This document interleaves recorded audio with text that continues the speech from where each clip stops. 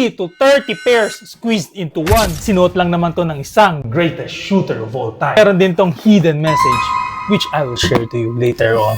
Once again, this is Lex, your sneaker specialist of collector finds. Tara, unbox na natin. This pair is no other than the Book 1 What the colorway.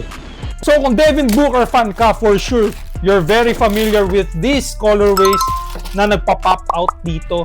And some notable colorways here. Book 1 Forrest Gump, ito yung ginamit sa back tab. And then the Scorpion, and then the Halloween stitches, and then the Safari. Napakarami niyan. And then may dito, meron din snake skin. And then the black iridescent, the Flagstaff green, blue denim.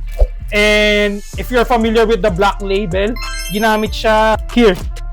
One of 1996. So, yan yung black label colorway niya. So, for the left tongue, ito naman yung parang Haven na colorway from his dog. And dito naman sa right tongue is the camouflage na colorway. So, dito sa likod, no sir, I believe this is from Moss Point colorway. And for the outsole, ito yung sunrise and sunset, dito nila binase yun. So, there's a lot of colorway na in-squeeze dito sa isang shoes. Kaya nga, what the... And I'll just flash it on the screen kung ano yung mga details na yun.